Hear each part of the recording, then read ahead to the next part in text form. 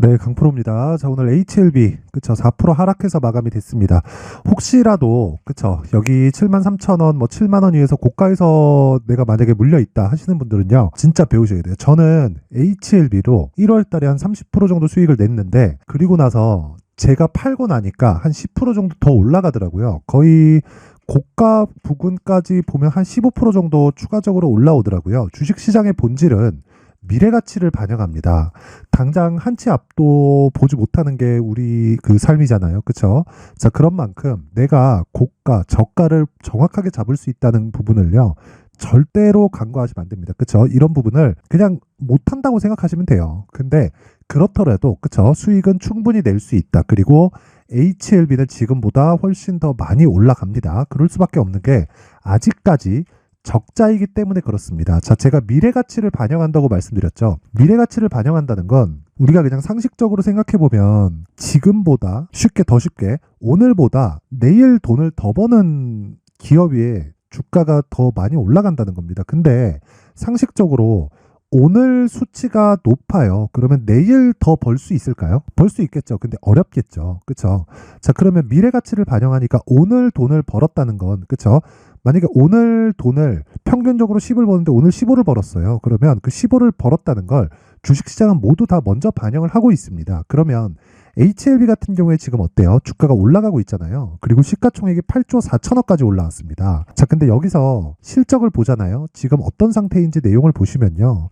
안 좋잖아요. 그쵸? 그래서 제가 진양본 회장이 정말 대단한 사람이라고 이야기를 드리는 거고, 결과적으로는 FDA의 이 판매허가 신청은 통과가 된다는 걸 우리가 그냥 확정적으로 알고 있으면 됩니다. 뉴스 뭐 나와야겠죠. 그쵸? 결정이 나와봐야 알겠죠.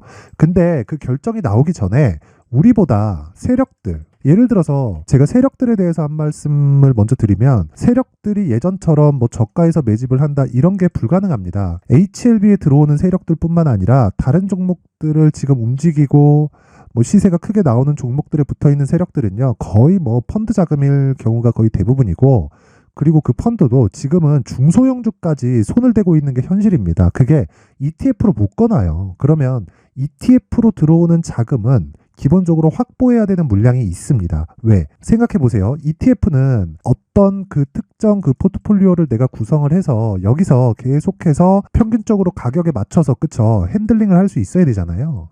근데 그러려면 이걸 발행한 운용사에서 어떻게 해야 돼요? 이미 물량을 확보해 놓고 지속적으로 눌러주는 작업, 올라갈 때는, 그쵸? 왜? 오버슈팅 나오면 안 되니까. 만약에 ETF가 기본적으로 설정해 놓은 지수를 따라가지 못하잖아요. 그러면 이게 잘 기억이 안 나요. 제가 한 15일인가? 15일이 아마 맞을 겁니다. 15일 동안 뭐 몇 프로 정도의 그 차이가 발생하면 이거 바로 그냥 나가리 된다고 생각하시면 됩니다. 그러면 HLB 같은 경우에도 마찬가지예요. 뭐 바이오 쪽에 있는 ETF도 포함되어 있고, 그리고 뭐 기본적으로 뭐 헤지펀드 쪽에서 뭐 이쪽에 뭐 많은 비중을 넣어서 뭐 매매를 하진 않겠지만, 들어온 세력 자체가 과거와는 달리 뭐 과거에 뭐 명동의 쩐주가 어쩌고 막 이런 얘기 막 있잖아요. 근데 이런 쪽이 아니라 어떻게 들어오냐면 정말 그 펀드 자금이 들어오는 겁니다. 펀드 자금이 들어온다는 건 이쪽에서 만약에 들어오잖아요.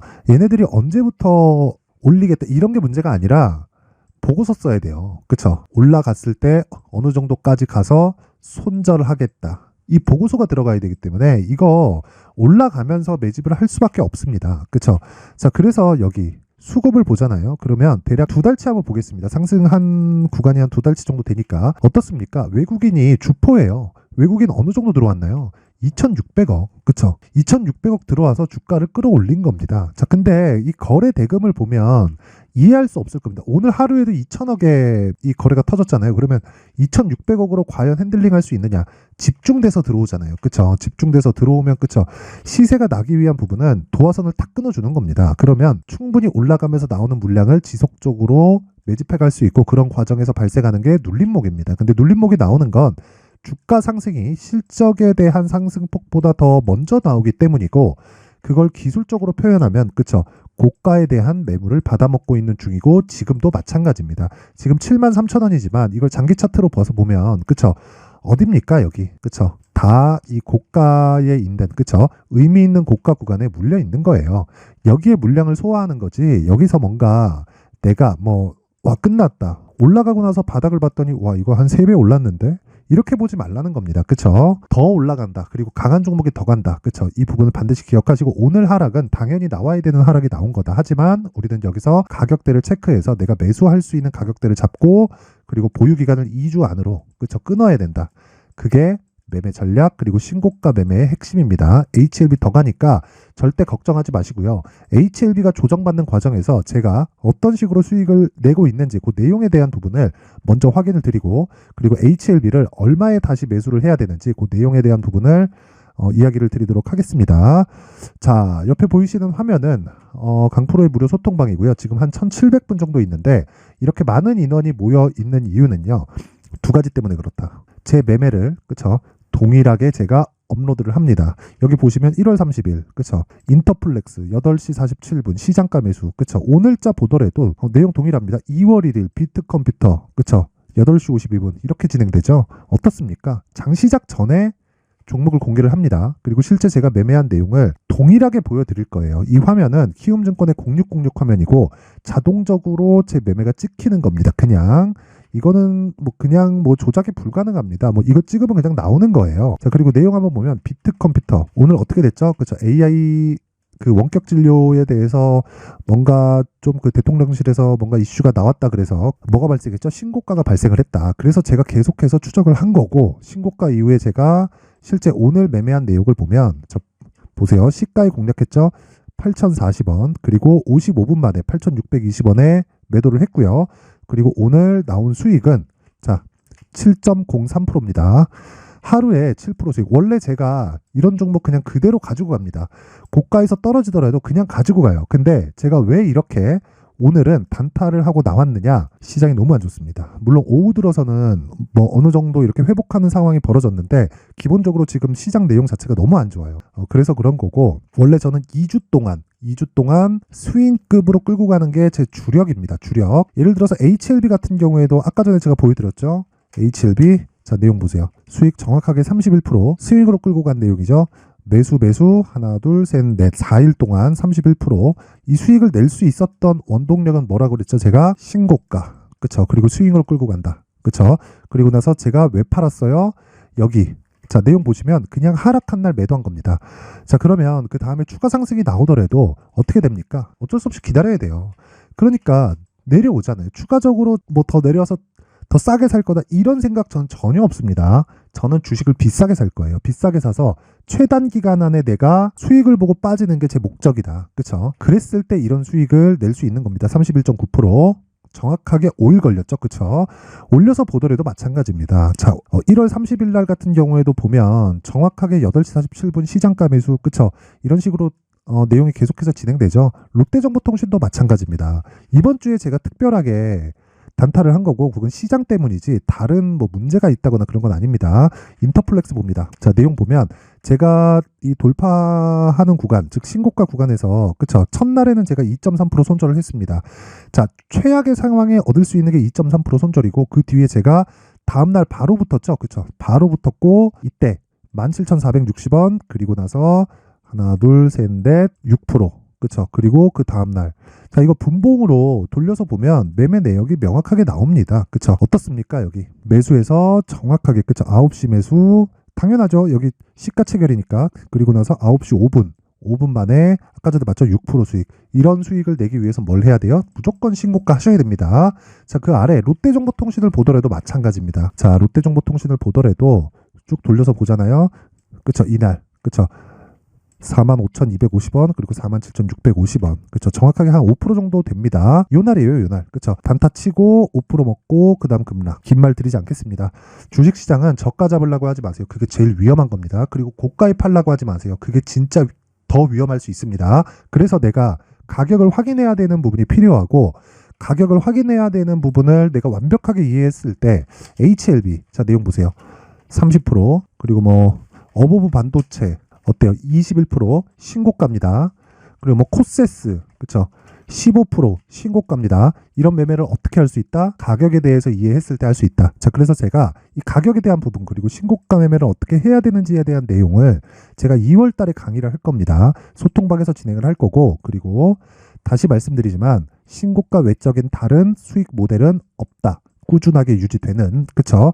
자, 그래서 내가 매매하는 과정에서 되게 어렵게 하고 있다. 주도주를 못 잡겠다 하시는 분들은요, 이번에 소통방에 들어와서, 그쵸? 소통방에 들어와서 강의 들으세요. 자, 긴 말 드리지 않겠습니다. 무료로 진행을 하고요. 제가 이렇게 진행하는 이유는 채널 성장을 위해서입니다. 자, 그래서 구독과 좋아요 꼭 좀 부탁드리고요. 상단에 있는 전화번호로 참여, 참여라고 문자를 보내주시면 제가 소통방 입장 링크를 공유해 드리도록 하고요. 그리고 아까 전에 그 강의에 필요한 이런 종목들을 지속적으로 내가 잡아야, 그쵸, 15%씩 20%씩 30%씩 수익을 낼 수 있겠죠. 그래서 여기 신고가 검색기 그리고 여기 수익 모델에 대한 내용을 제가 함께 공유를 해 드리도록 할 테니까 이 내용도 채널 성장을 위해서 구독과 좋아요 꼭 좀 부탁드리고요. 돈 안 받습니다.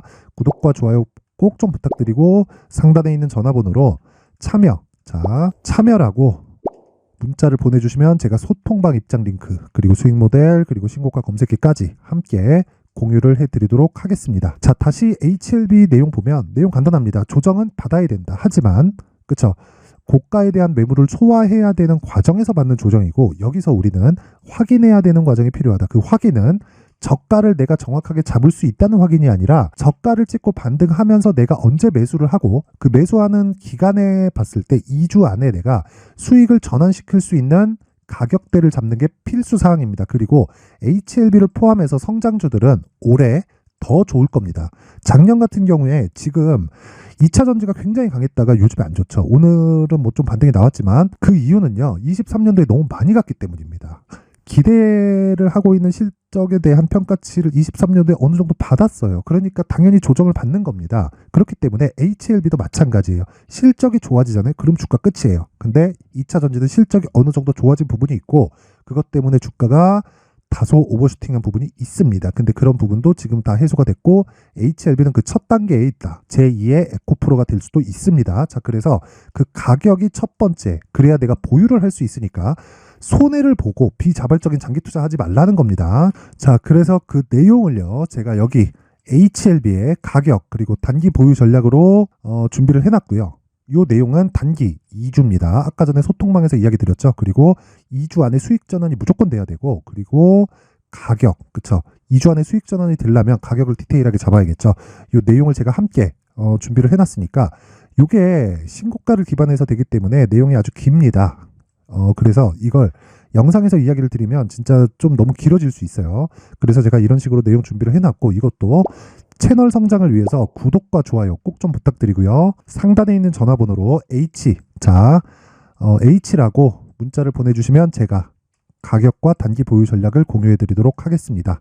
자, 항상 시청해 주셔서 진짜 감사드리고, 무엇보다 제가 신고가에 대해서 진짜 강조를 드립니다. 그만큼 중요하다는 거니까 반드시 이해를 하고 가셔야 돼요. 그래서 제가 12월 달부터 진행하고 있는 신고가 주도주가 있습니다. 그게 어떤 상황에서 제가 매수를 했는지, 그리고 가격대를 어떻게 잡았는지, 그리고 어떤 이유에 의해서 매수를 했는지, 그리고 어떤 종목과 연계가 가능한지 그 내용까지 제가 함께 준비를 해놨으니까 영상 끝까지 시청하시고요. 모든 분들이 성공 투자하셨으면 좋겠습니다. 자, 제가 항상 신고가 종목에 대해서 강조를 드립니다. 자, 신고가 종목에 대해서 강조를 드리는 건 크게 시세가 발생하는 대시세 종목은 모두 신고가 구간을 거쳐서 발생하기 때문에 그렇습니다. 시장은요, 좋을 때도 있고 나쁠 때도 있어요. 그런데 대시세 종목은요, 시장이 좋든 나쁘든 그 숫자의 차이가 있을 뿐이고요. 매년 발생을 합니다. 올해 같은 경우에도 마찬가지예요. 23년이죠. 1월부터 로봇, AI 시세를 크게 발생을 시켰는데 이미 22년도 중반 후반에 신고가를 달성을 하고 매물 소화 과정을 거친 이후에 시세가 발생을 했습니다. 2월 달부터 2차 전지의 강세가 있었죠. 그런데 22년도에 이미 에코프로 같은 경우에는 신고가를 달성한 이후가 됐고요. 대장주가 강한 움직임을 보이다 보니까, 그리고 나서 에코프로 BM 그리고 관련된 종목들이 강하게 시세를 내는 시작점이 만들어졌습니다. 3월부터는 그렇죠, 삼성전자와 하이닉스의 강한 움직임이 발생하기 시작했고요. 그러면서 한미반도체가 신고가를 달성을 했고 매물 소화 과정을 대략 한 2달 정도 거친 이후에 추가적으로 시세를 발생을 시켰습니다. 자, 어떤 종목이든 신고가를 거치면서 대시세 구간으로 들어간다는 거고, 이런 대시세 종목에는 신고가라는 내용을 이해했을 때 이런 상황을 만들 수가 있는데, 자 보세요. 22년 11월 21일 날 정확하게 레인보우 로보틱스를 시작을 했고요. 이때 당시에 레인보우 로보틱스의 가격은 33,800원이었습니다. 실제 세 달이 채 되지 않는 보유기간을 가진 이후, 그쵸?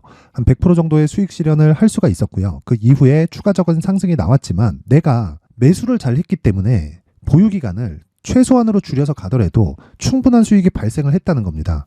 언제든지 저가를 잡을 수 없고 고가를 잡을 수 없기 때문에 내가 강조를 해야 되는 건 신고가 이후에 매수하는 구간, 그리고 첫 번째 수익 구간만 먹더라도 다음 종목으로 이동을 할 수 있다는 거죠. 실제 그리고 나서 3월 달에 반도체 종목에 대해서 계속해서 제가 강조를 드렸었고, 그런 이후에 매물 소화 과정을 거치고 5월 달부터 반도체 공략을 시작한 결과, 그쵸? 세 달이 채 되지 않아서 ISC 그리고 한미 반도체까지 100%에 달하는 수익 실현에 성공을 했습니다. 그래서 계속해서 강조를 드리는 거예요. 시장은요, 좋을 때도 있고 나쁠 때도 있어요. 그런데 대시세 종목은 숫자의 차이가 있을 뿐이고요. 매년 발생을 한다는 거고 분기별로 나오게 됩니다. 물론 이런 종목을 모두 다 잡을 수는 없지만 지금 같은 경우에는요, 두 가지 내용으로 구분이 가능합니다. 첫 번째, AI 반도체 쪽으로 들어가야 되고요. 그리고 또 한 가지, 내년 4월에 있을 총선 테마가 지금부터 준비되어 있어야 된다는 거죠. 물론 이 두 종목 모두 신고가 종목에 있는 종목을 공략해야 되기 때문에 신고가 구간에서 매매를 해야 된다는 건 어떤 상황에서든 불변의 진리라고 보시면 됩니다. 자, 그래서 제가 AI 반도체 관련된 종목들은 강프로의 소통방에서 같이 공개를 하도록 하겠고요. 4월 달에 있을 총선을 대비한 대시세 종목은요, 이렇게 준비를 해왔습니다. 자, 내용을 한번 보시면, 그쵸? 큰 폭의 하락을 거친 이후에 장기간 횡보 구간을 거쳤고, 그리고 최근에 들어서 신고가를 만들어냈죠. 이후에 추가적으로 상승이 나오는 구간을 만들기 위해서 눌림목 구간에 있는 그런 상황이고요. 지금은 매집 구간에 있다고 보시면 됩니다. 자, 장기간 매집이 중요한가, 단기간 매집이 중요한가, 이런 부분에 대해서는 모두 무시하셔도 되고, 무엇보다 신고가를 갔다는 것 자체, 그리고 변하지 않는 총선 스케줄을 본다면요, 지금부터 내용을 준비를 하셔야 되고 매집 구간으로 계속해서 삼고 있어야 됩니다. 자, 지금부터 물량을 잘 모아 가시면 정말 크게 수익은 낼 수 있는 매매를 할 수 있다라고 이야기를 드릴 수 있기 때문에 이 종목이 어떤 종목인지 잘 받아가서 결과적으로 큰 수익을 볼 수 있는 이런 매매를 해보고 싶어 하시는 분들이 계시면요, 구독과 좋아요 부탁드리고요. 그리고 상단에 제 전화번호 확인해서 대시세라고 문자 보내주시면 되고요. 대시세라고 문자 보내주시는 분들에 한해서만 제가 어렵게 찾아놓은 이 종목을 모든 분들에게 다 공유를 해드리도록 하겠습니다. 내년 총선은 바뀌지 않은 스케줄이기 때문에 이 종목 꼭 받아가서 모든 분들이 큰 수익 내셨으면 좋겠습니다.